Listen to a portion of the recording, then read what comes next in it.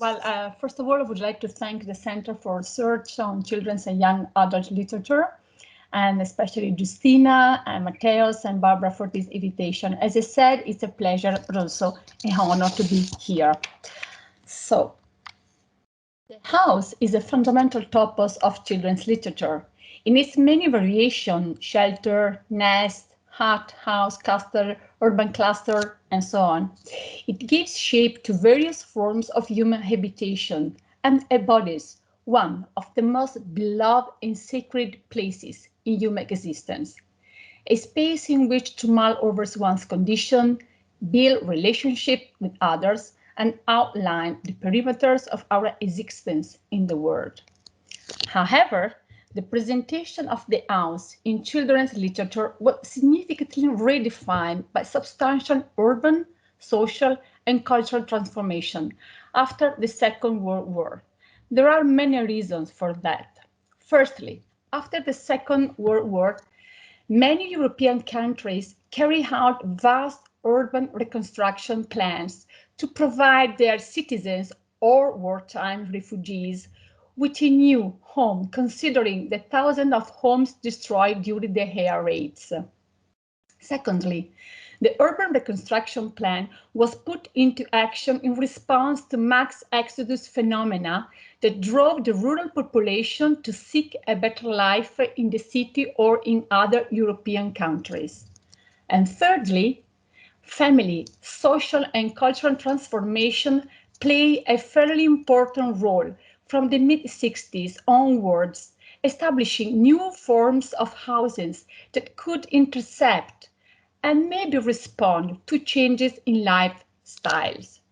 And this transformation of the use of the home led to a modification in the representation of the traditional housing models in children's literature.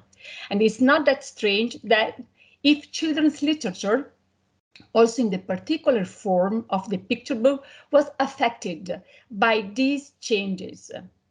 The topic of architecture in fiction and non-fiction is, for instance, starting to be investigated more frequently and according to new interdisciplinary approaches by various scholars and researchers. The aim of my talk is to explore this scientific field in terms of content and iconographic representations of picture books dealing with houses, architecture, and interior design since the second half of the 20th century.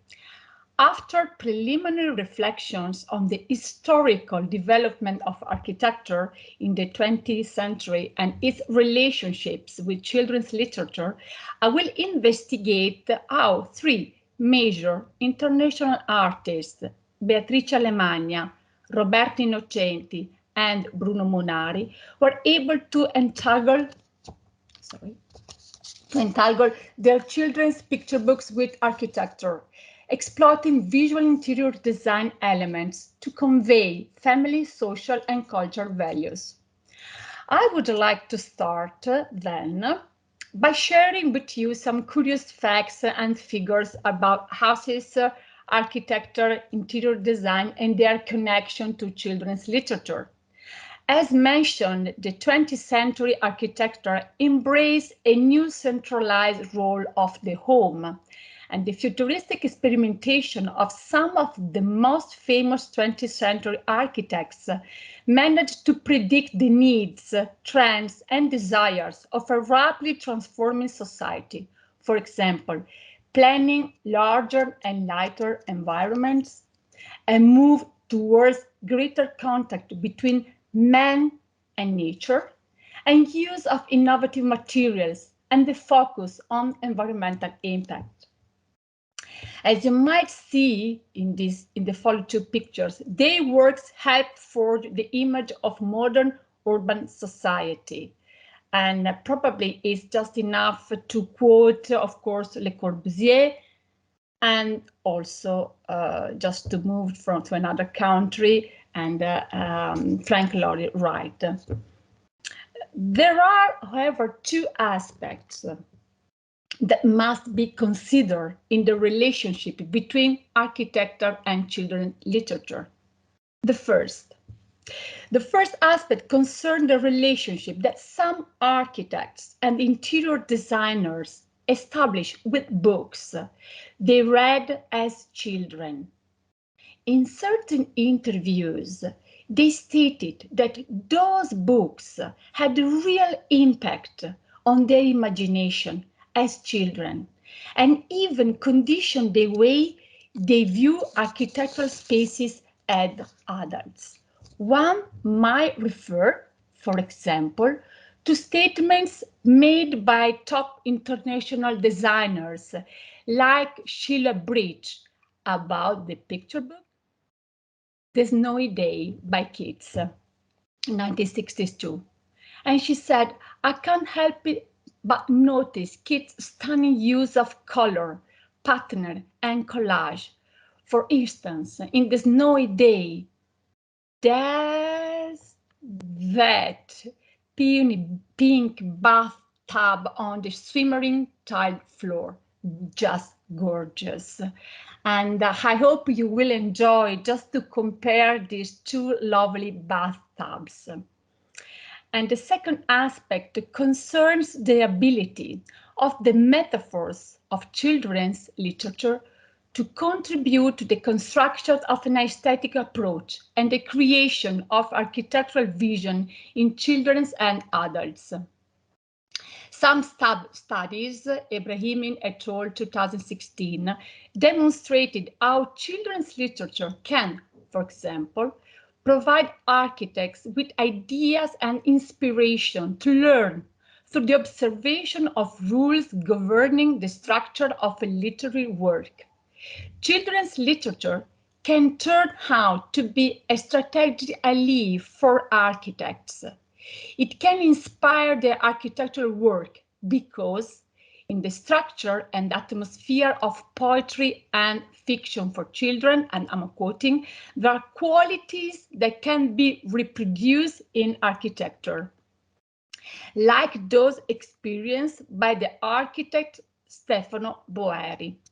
This Italian architect is the creator of the Milan Vertical Forest, the first prototype of a residential building featuring over 700 trees and 20,000 plants, and a model of urban forestation that considers trees and plants as an essential element of architecture. Today, is one of the main players in the debate on climate change in the field of international architecture. Where does Stefano Boeri's passion for trees come from? And his passion for trees became an obsession, as he now calls it. And it came when, in his childhood, he read the Italian novel The Baron in the Trees by Italo Calvino, which, by the way, was set near Stefano Boeri's father's ancestral hometown of Badalucco in Liguria region. Boeri adored Cosimo, the protagonist, a young baron of 12 years old who left his aristocratic family to climb up on an oak tree in the garden and thereby begin a stubborn, uninterrupted arboreal life. The Italian architect Stefano Boeri adored Cosimo not only for his love for trees and his environmental consciousness, but also for his irrelevant and radical attitude towards life. Whether kids have an interest in architecture or simply marvel at building a house in the trees, these books feature something for them. And this typology of books supports children's understanding of architecture and the places where they live, play, sleep, eat, and interact with other people. Picture books, therefore, may help answer their questions both verbally and visually, entertaining and educating them in the process. Inside their houses, characters also internalize identity bonds and the cultural and social bonds of their communities. Architectural layout, furniture arrangements, and interior design elements in picture books can portray the ideas, values, feelings, habits, and customs of contemporary societies. The creation of special architectural perspectives and interior design settings may therefore transform visual fictitious spaces into living matter, which is worth researching and analyzing. Take the case of I Cinque Malfatti, the Five Misfits, 2014, by Beatrice Alemagna, where the theme of a topsy-turvy world, along with the topics of diversity and self-acceptance that permeate the whole story, also emerges metaphorically in the visual narrative. This picture book tells the story of somewhat provocative encounter between a perfect type, you may see here is the pink perfect type, and five delightful friends that are malfatti. Let's say badly made, because one has a hole in it, another one is bent in two, one is too soft, one is upside down, and the fifth, Beatrice Alemagna said, is a disaster. While the five live happily together in a great big ramshackle house, which is situated in the middle of the picture, and we can see them all in the bottom left hand corner of the illustration. The whole story takes place inside a house that seems to have been shaped around the attitudes and peculiarities of its characters. As the story overturns the point of view, it does not escape the careful reader and viewer that, whether deliberately or otherwise, the house of the Cinque Malfatti, of the Five Misfits, bear a strong visual resemblance to the house in Santa Monica designed by Frank Gehry, one of the most prominent exponents of the deconstructive architectural movement. And it's a very strange house indeed, made of recycled materials and crooked windows panes. The visual reconstruction of Alemagna's five characters and of the crooked house invite us to draw critical comparison on the values of different geometries, shapes, and architectural elements depicted in her picture book. Similar reflection can be found also in Roberto Innocenti's work. Let's take the case of The House, illustrated by Roberto Innocenti, text by Peter Lewis in the English version, because in the Italian version there is another author, and which was published by Creative Edition in 2009. The book, which is written in first person point of view from the house's perspective, recounts a century in the life of an Italian farmhouse. The story is told over an architectural time period that spans 100 years. Although the house was built in 1656, the actual story begins in 20th century when a family moves into it. The house is the witness to births, marriages, beautiful harvests, but also the nightmares of the two-world war. As the story concludes, a dramatic shift occurs with entrance on the modern age, the 21st century. The final illustration shows a new house standing where the old house once stood. A modern family renovates the home, adding a swimming pool, kitchen statues, a guard dog, and a security system. As Roberto Innocenti declared, the renovation of the old house turns into an absolute architectural disgrace as you might see in many other Tuscany countryside, many other houses like this. So an absolute architectural disgrace, which emphasizes a dangerous cultural regression.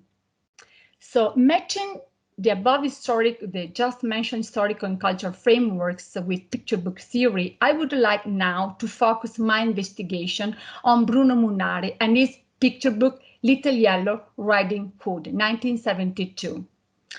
Often described as an artist crossing disciplinary borders, Bruno Munari is one of the most influential figures in the history of Italian international design.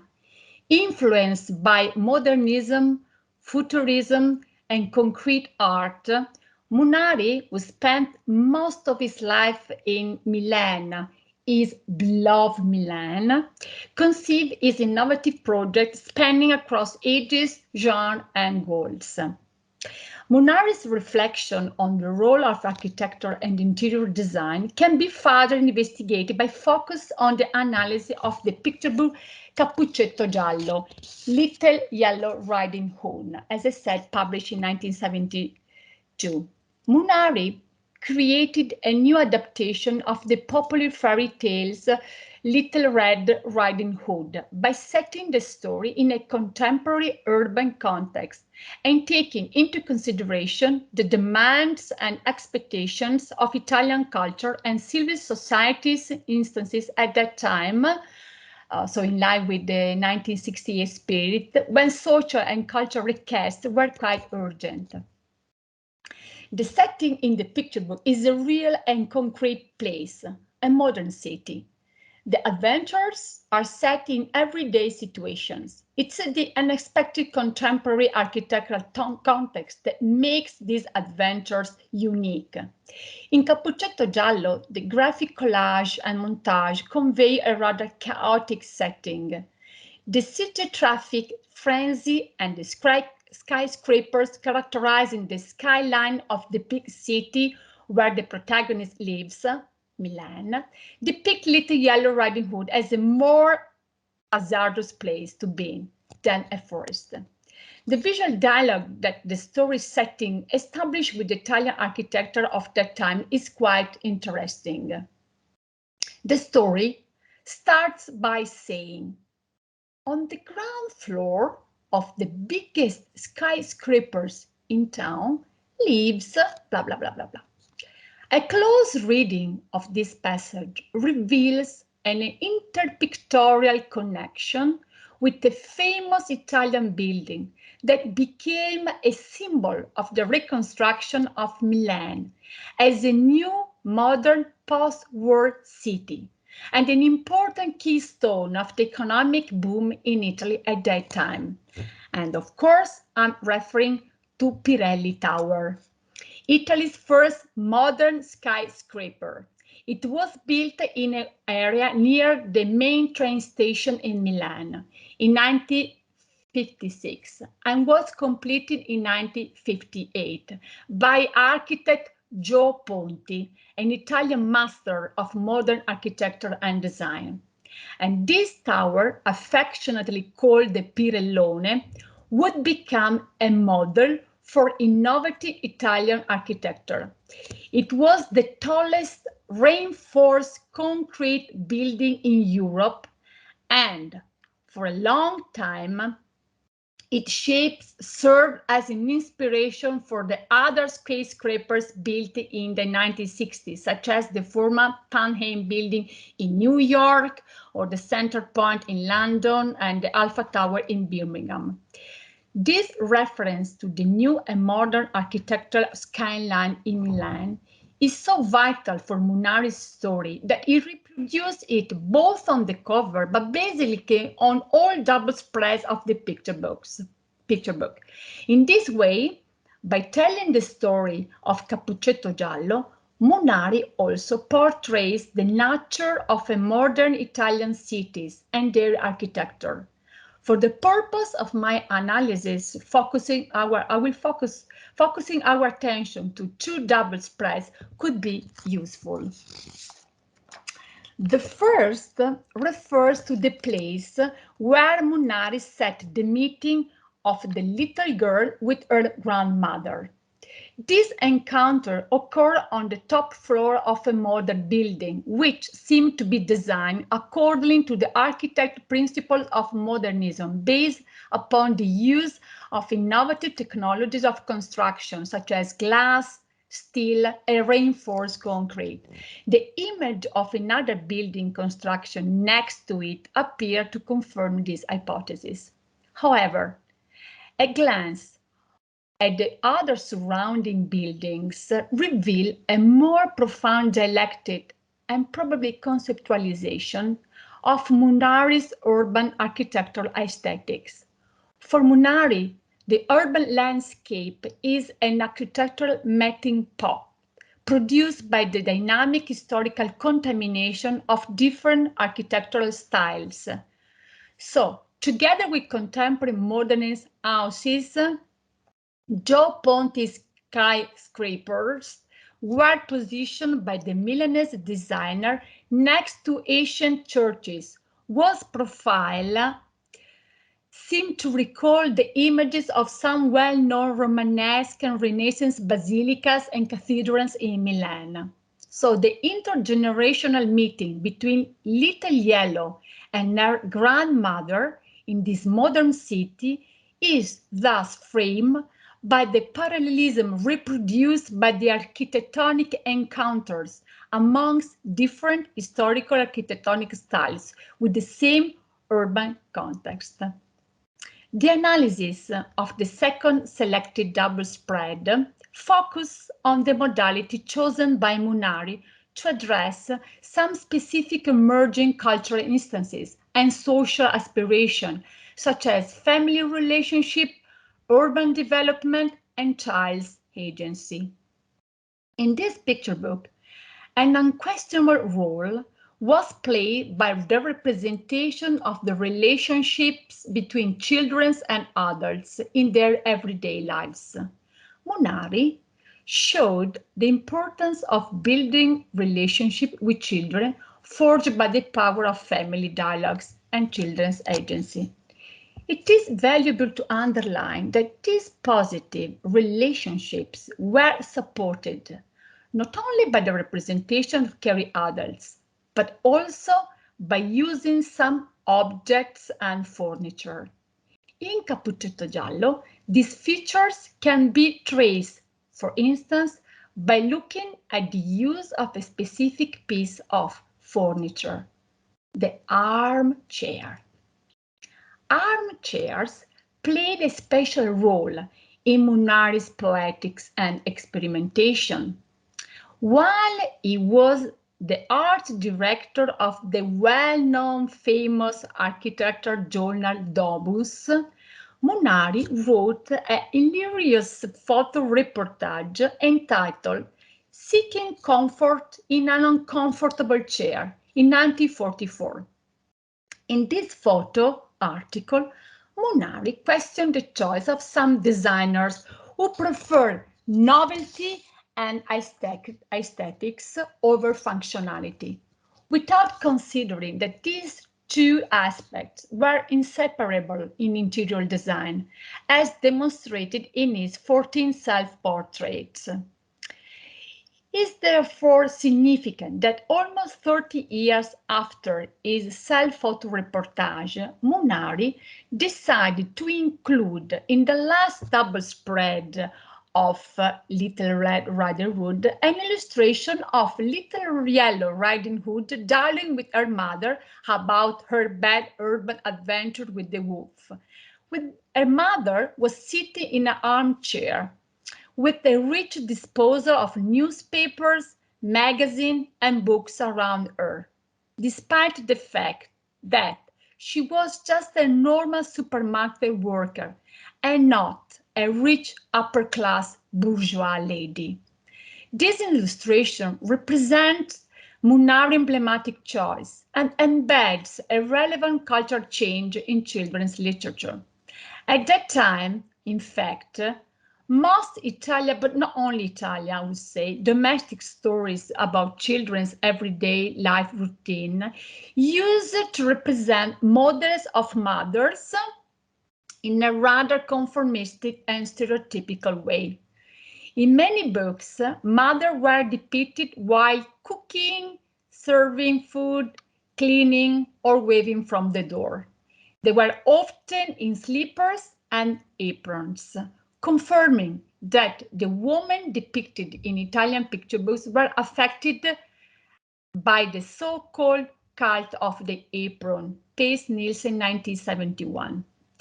It was very difficult to come across women relaxing inside a house.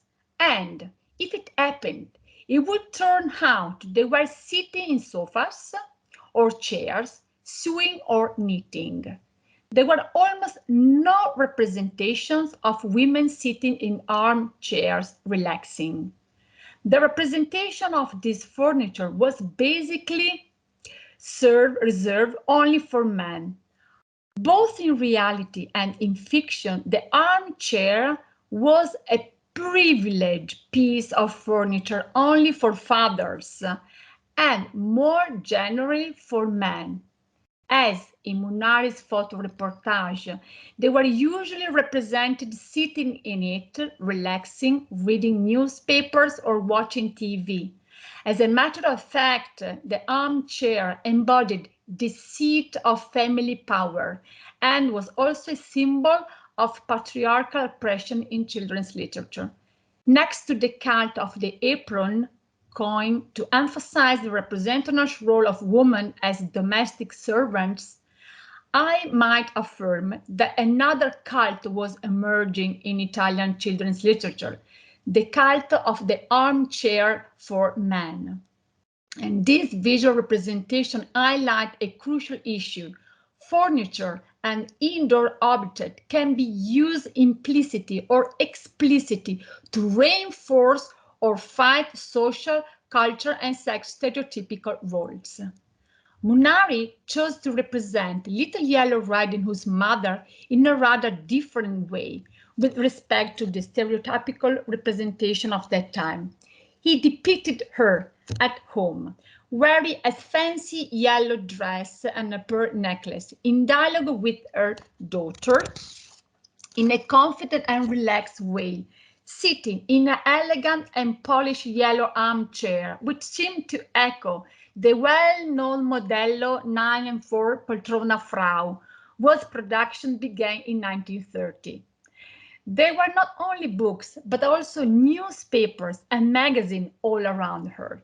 And this representation revealed the profile of a rather nonconformist, modern and independent woman, her mother, but also a thinker who liked staying updated on news and cultural and artistic facts, as the books and journals around her prove. And by the way, the book that you might see on the floor, where it is written the word libro, which in Italian means book, is the cover of Munari's book, The Square.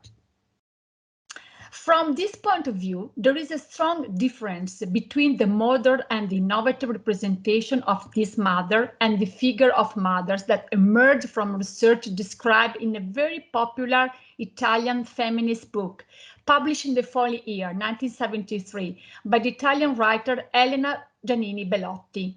The title of the book is Dalla parte delle bambine, What Are Little Girls Made Of? In her study, she analyzed toys and many representations, but also Italian children's literature, and found how social and family rituals, convention, representation reinforce stereotypical sex attitudes either in family or social life.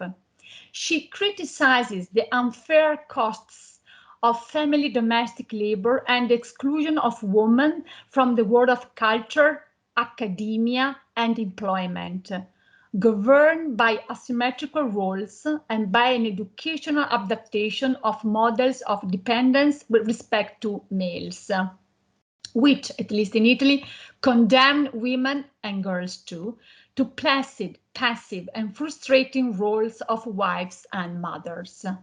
By contrast, Munari's use of domestic settings and interior design demonstrated the possibility and the opportunity of depicting alternative models in picture books capable of responding to new cultural and social aspiration.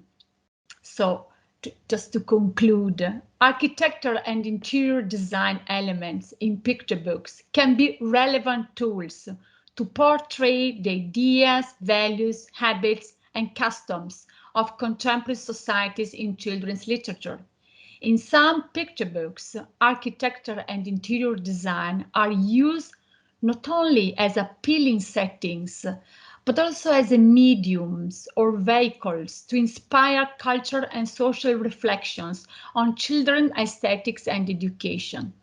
Beatrice Alemagna, Roberto Innocenti, and Bruno Munari consider architecture and interior design to be significant narrative elements. Their careful selection of visually challenging settings generates, of course, new fascinating and playful children's stories. But for them, architecture and interior design are dynamic messengers to dialogue with young readers about the possibility and, as I said, the opportunity of building socially involved and culture-rooted new worlds. Thank you.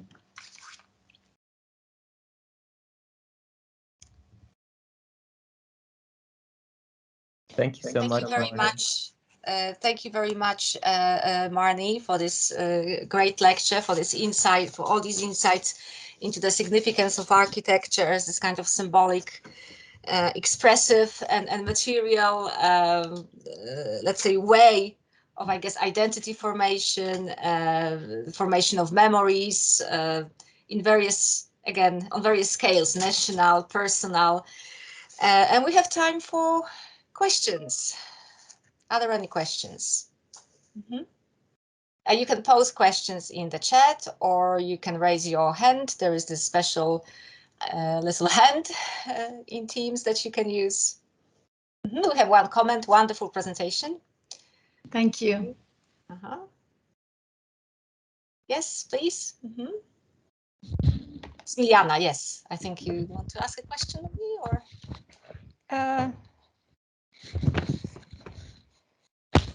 Hi, you are. Did I? Yes. Okay. Please. Not really, but I would like to add a comment then.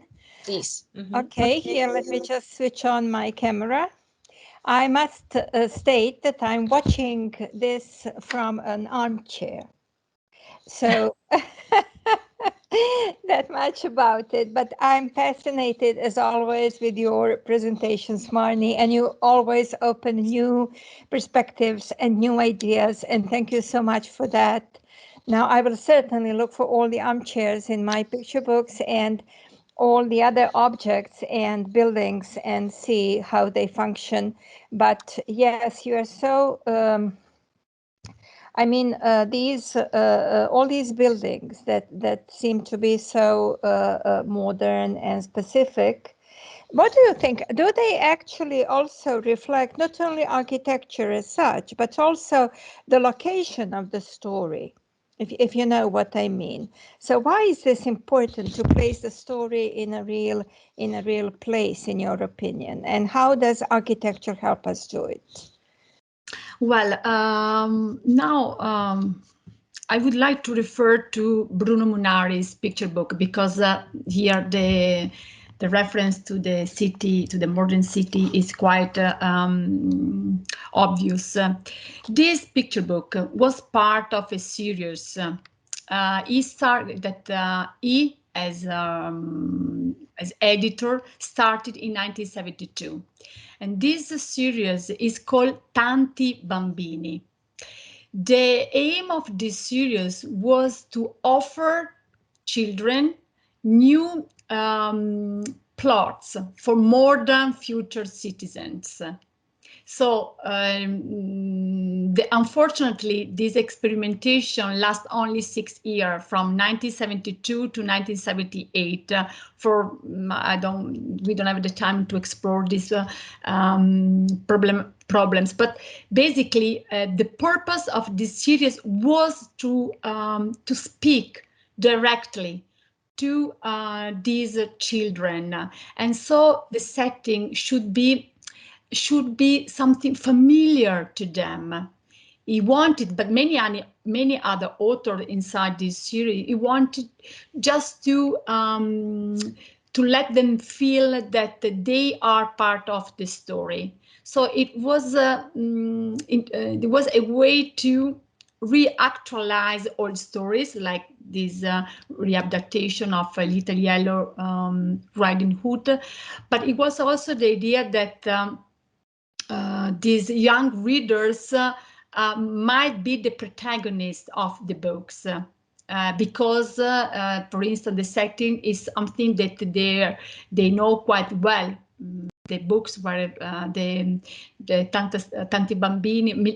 Bruno Munari lived in Milan. He was really very bonded and attached to his town, and he felt that also children should know their town so well. So the case of Bruno Munari is so special, and also we should consider that those times, so I'm talking about the 70s, are of course special times, a special time, because it actually was deeply influenced by the 1968 spirit. Other differently, the approach of Beatrice Alemagna and Roberto Innocenti instead are quite different. Roberto Innocenti used architecture, and this might see also in other picture books, in other of his picture books, as a way to emphasize social but also political critics. So the use of Roberto Innocenti of architect is rather different from Bruno Munari or Beatrice Alemagna. And we might see that in another readaptation of Little Red Riding Hood. There's a lot of political implication. There is, for instance, a portrait of Berlusconi inside that book. And it's a book that, of course, speaks about the retelling of an old story, but it speaks about also urban degradation, about the outskirts children are forced to live, and the fact that living in such a bad country outskirts can, of course, affect the sense of aesthetics, but also the sense of ethic, because this is something quite interesting for all of them, for Beatrice Alemagna, for Bruno Munari, and for Roberto Innocenti. The sense of aesthetic help to forge the sense of ethics. And I think that this is something quite interesting to. Instead, for Beatrice Alemagna, other different approach. I think that for Beatrice, and it's more the idea of having a flaneur, again, a child as a flaneur. And it's very interesting how she, and also this one thing, and also she's very, very, I think, interested in child's agency. And so moving children around the city by themselves is a way to support children's agency. I hope I answer your questions, Miliana. Yes, thank you so much. Thank you so much. And thanks again for this wonderful presentation. Thanks, Miliana. Thank you for your generosity. Thank you for the question, and thank you for this great answer. So do we have other questions, comments, please?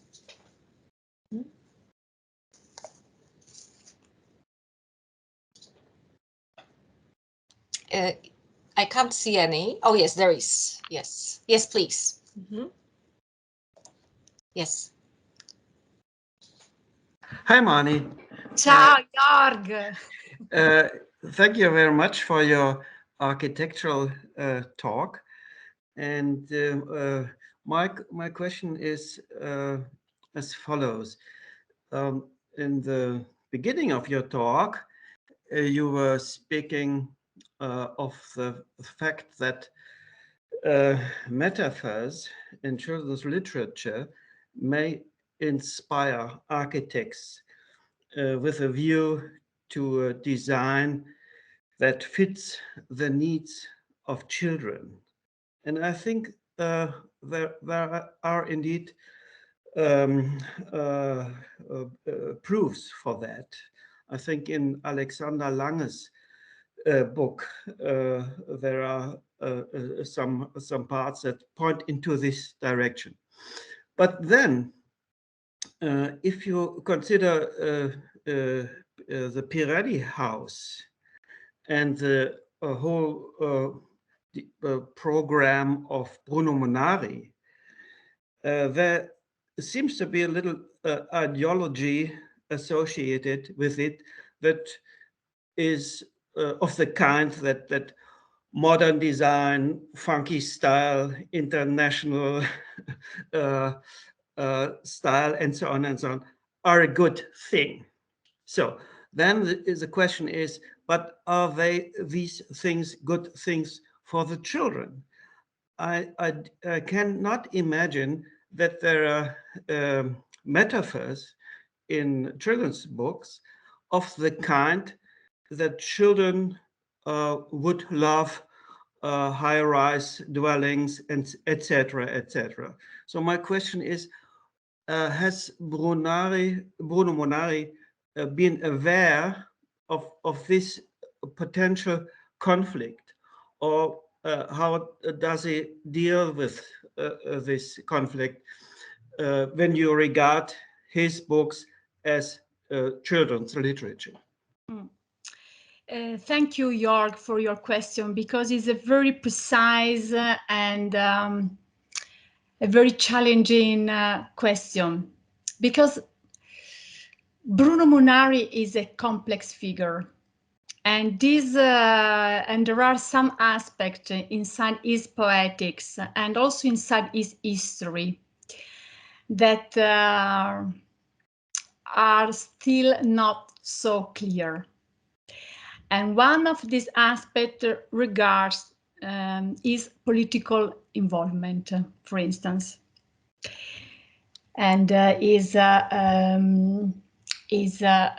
relationship with futurism, and for instance, with some artistic movement that, of course, at that time in Italy, in Milan, very, very close to fascist area.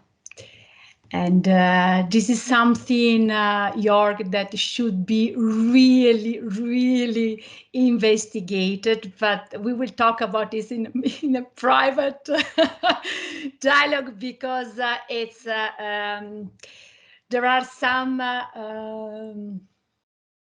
aspects that should be considered, because, of course, at that time in Italy, if you want to be an artist and to try to defend your art, it was almost impossible not to be involved in the fascist, in the. I don't want to say that. I don't want to say that a person may, of course, say no. I don't want to, but there is also another way to do it, and it's say, okay, let's try and find a compromise.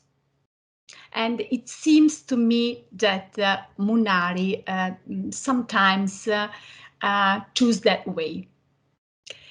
And this is, for instance, with un abecedario, a ABC book. How do you call it in English? Oh my God, abecedario. You know, it's the A like apple, B like ABC book. You've just said it. It's fine. Yeah, ABC book. So sorry, this is the problem. Yeah, it's okay. Yeah.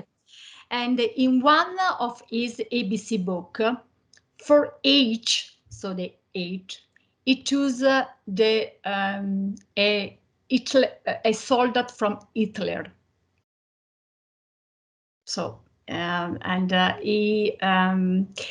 that, of course, he published this book, but there is only just a few copies. Then everything was withdrawn, and it was republic, and it chose that picture not with the Hitlerian youth, but with anger, you know, and the place where you put airplane inside.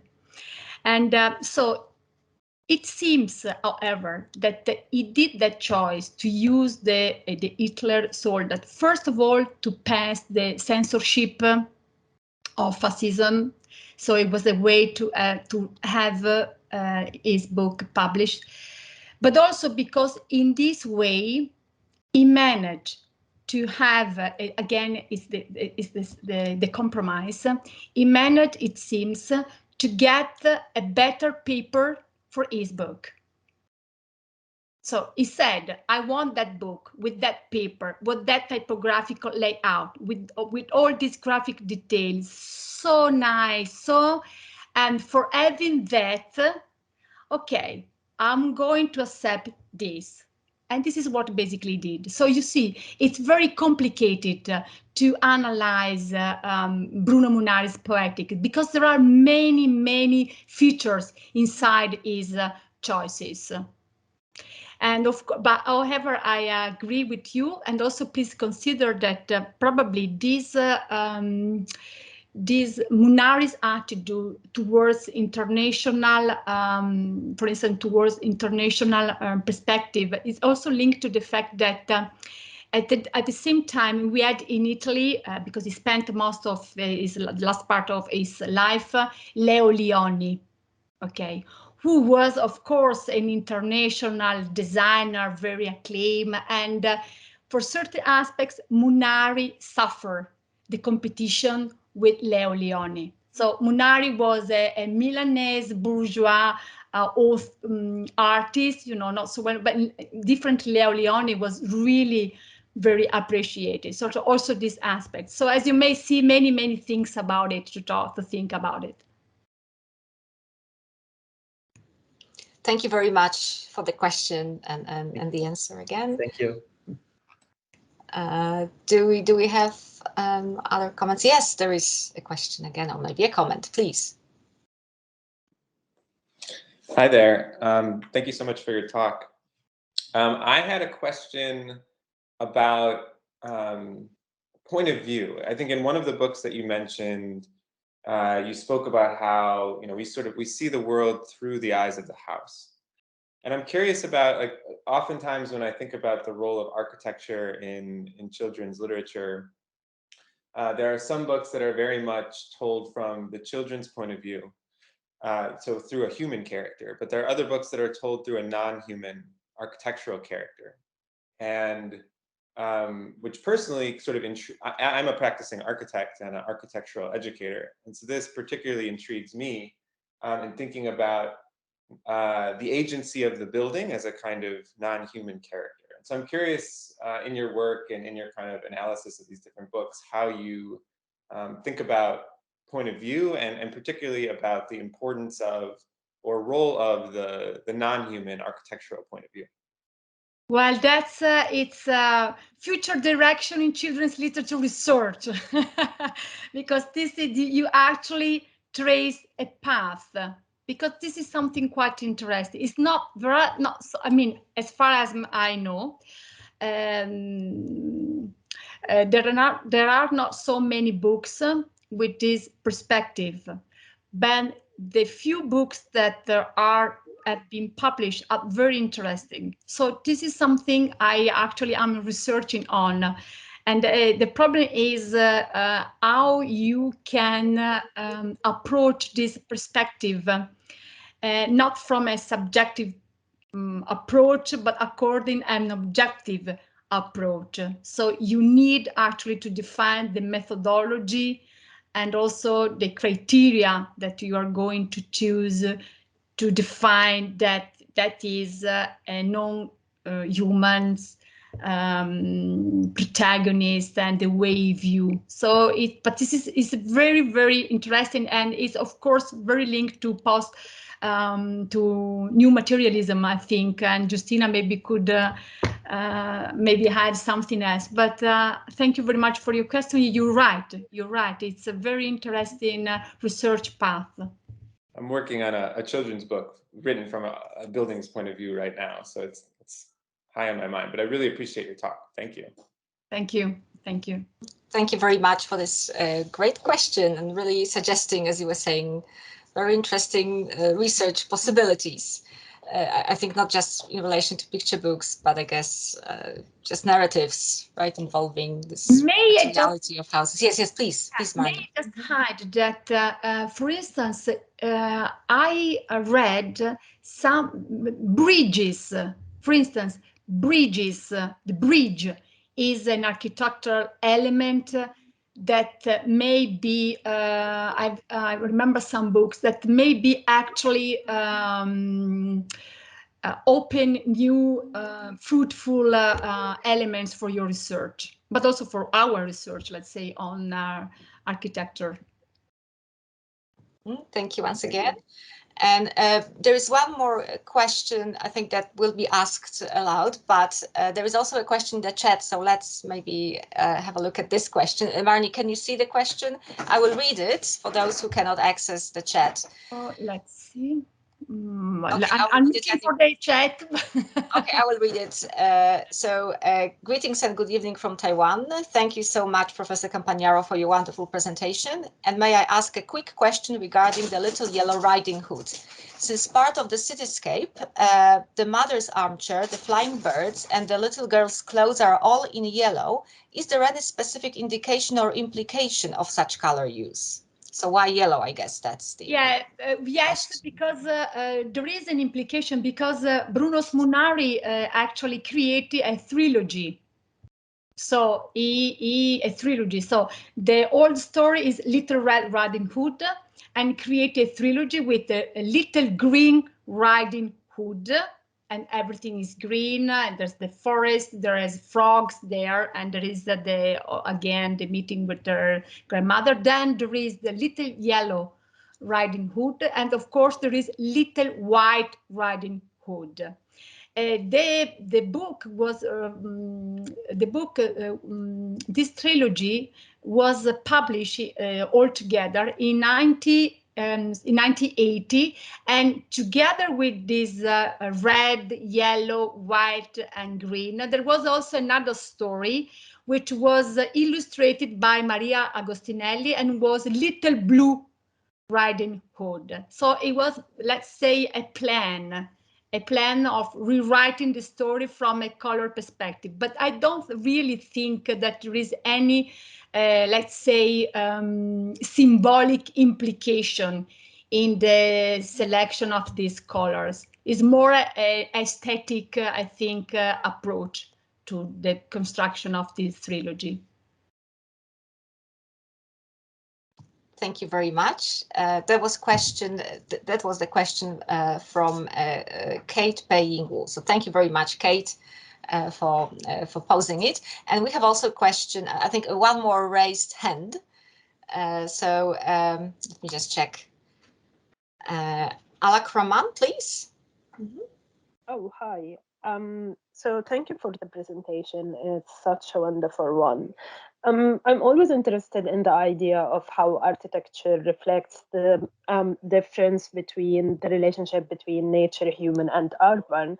And I was wondering if there is a body of work that is also addressing the idea of virtual cities, since it's such a huge thing nowadays, either in children literature or the criticism towards children literature or children media.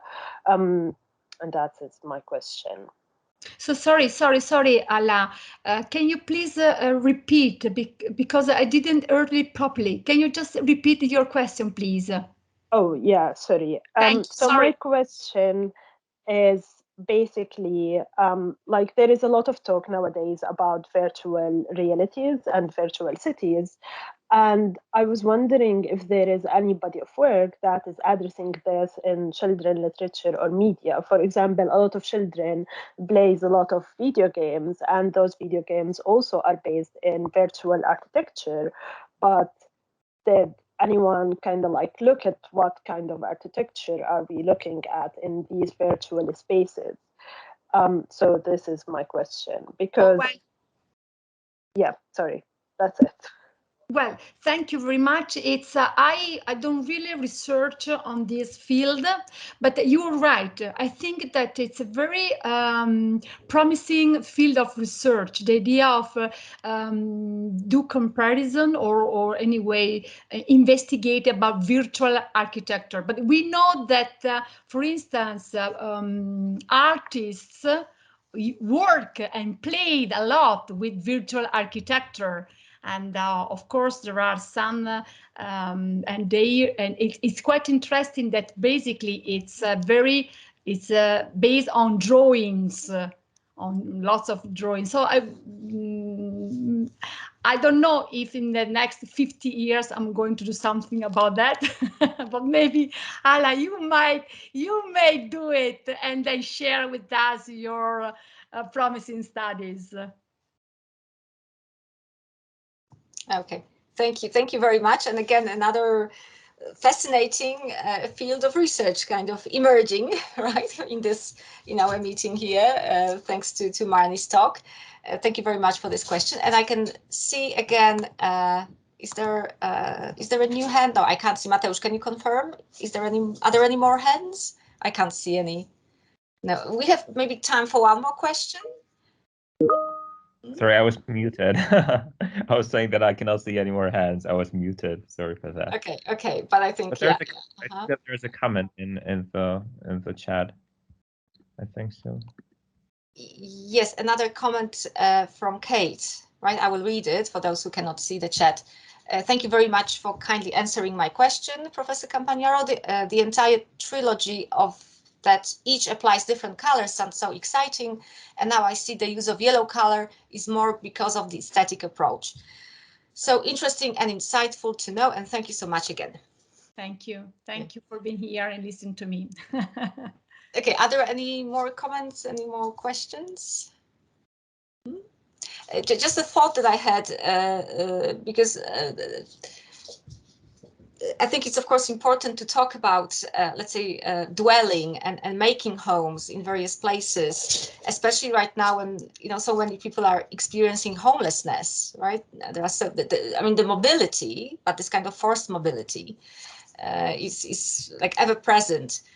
And I was wondering if you have any thoughts on this, like this kind of tension, I think, the focus on the importance of home and this home as this kind of very material element of part of our lives, like really forming our lives, forming relationalities in which we enter.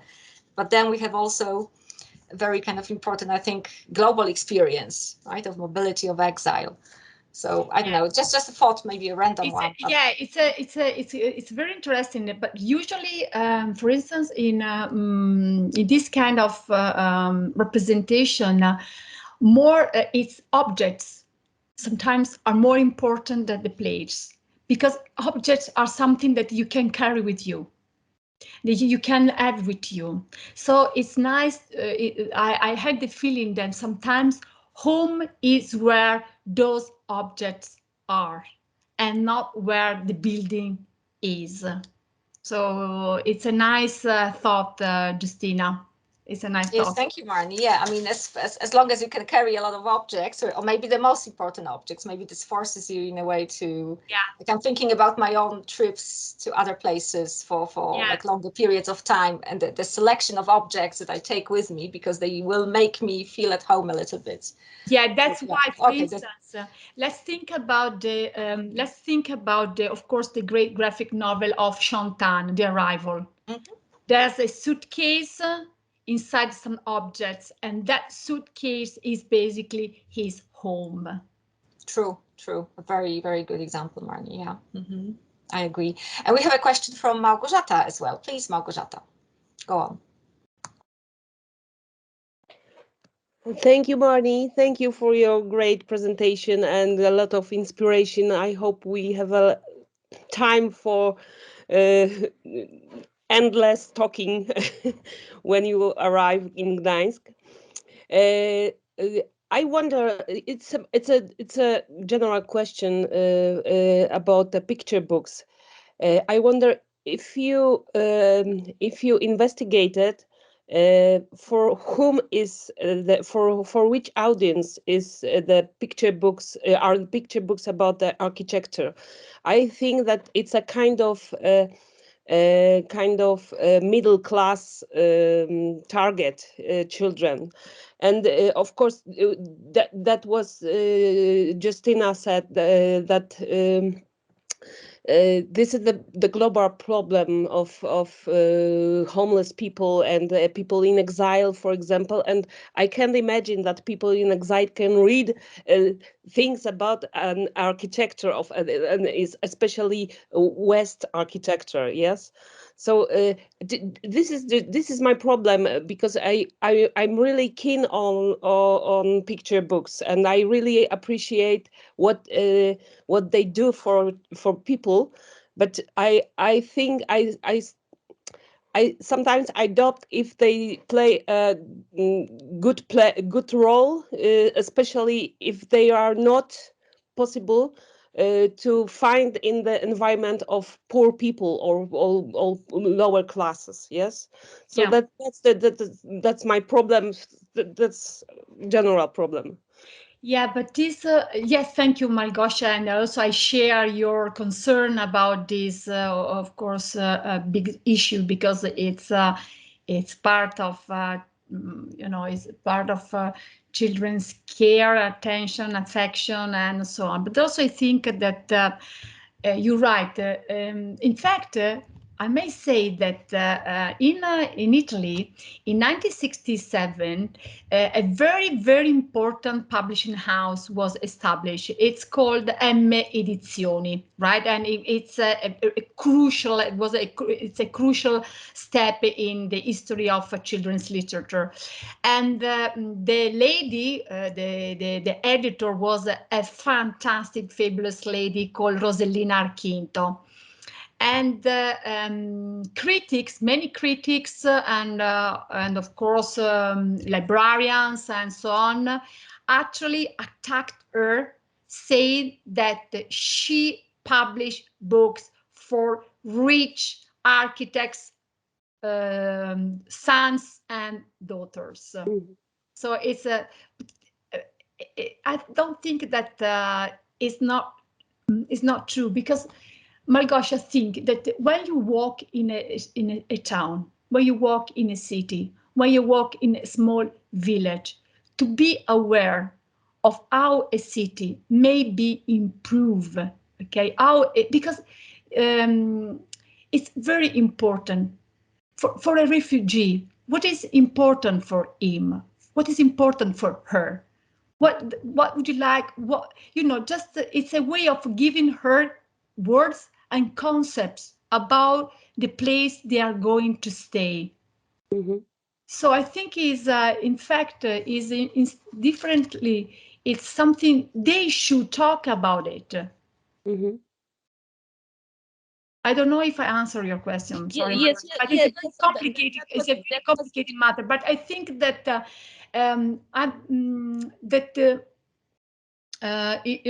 yes, you said what about the Western architecture? But it's part of our story. Mm-hmm. It's part and I think that architecture also forged our memories and forged our minds too. Mm-hmm.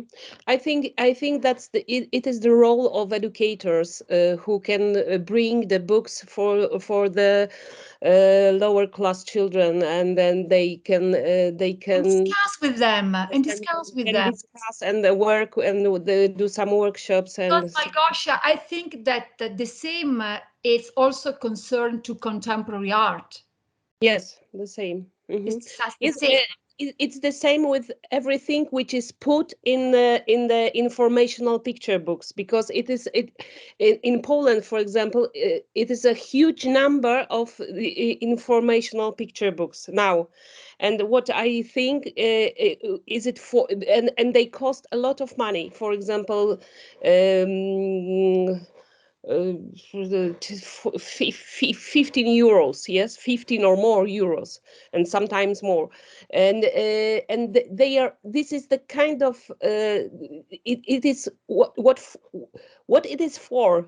I'm wondering, yes, Yeah, but you know, for what kind of children and who are interested in more than parents of children who come from middle class, yes, yes. and in Poland especially the middle class is growing now, so maybe that's the target, yes. Yes, probably, but also luckily there are libraries, public libraries. Yes. And you know, Yes. so it's also the yes, yes, and the role of librarians, yes, and they work. Okay. Thank you. I Thank you. we can talk about it and we can do something with Thank this. you. Thank you. Thank We you, can Margosia. solve the problem, yes? No problem. Rather difficult, but we will try. We will try. We will try, yes. Thank you very much, Małgorzata, for this very important comment and question, I think, and Marnie for addressing it. And I think Smiliana wants to comment as well or ask a question. Please, Smiliana. Yes, thank you. I apologize for taking the floor once again, but I would just like to add a little bit to this conversation about the possibility for children to get those picture books into their hands. And I agree with Marnie, it's the role of libraries, and libraries are very much popular among children, especially, I mean, I think in Croatia they are, and I believe they're very popular in Poland too. But on the other hand, you see there is this institution of borrowing books and of sharing books and of buying books for birthday presents and so on, which helps. And I would just like to, so there are also paperback editions, which is fine, which is very good when we have these luxurious picture books in paperback editions. And there are so many art pieces in some narrative picture books and fictional picture books, not only nonfiction, especially, for instance, the example that Marnie had by Anthony Brown. I mean, he has particularly many picture books where art is in focus and just almost on the side, right? But so sometimes it is good to have this kind of blending of different kinds of art. And I think this really opens up the views for children. And this is the richness of picture books and the flexibility. Okay, I just had this little comment. Sorry, thank you. Thanks. Marnie, would you like to respond, please? No, but I agree. I agree with Smiliana. I think that, of course, we should provide children with books that let them the possibility to recognize them. Okay, and books that can tell also their stories. I agree, but also I believe that it's very important that they can have also divergent encounters. Books that can speak other languages from the visual point of view, from the aesthetic point of view, because it's the richness of the is the bibliodiversity that really help children to develop their critical thinking. We may think broadly in terms of, I don't know, child culture, to use Anna Sparman's term. So children's culture is culture produced by children, actually, but child culture is all sorts of products, activities, because it's not just about books or films or texts, but art, for example, or so the world we live in, and the many different forms that we can that we interact with. Okay, all right. I think we should be concluding. Once again, thank you, Marnie, for wonderful, thought-provoking, maybe a little bit controversial lecture as well, as we could see, but that's good. And thank you very much, all the participants, for your comment. Well, first of all, for being here, but of course for your comments, questions, and once again, thank you very much, all of you, for being here, and many thanks also to the Center for supporting this series.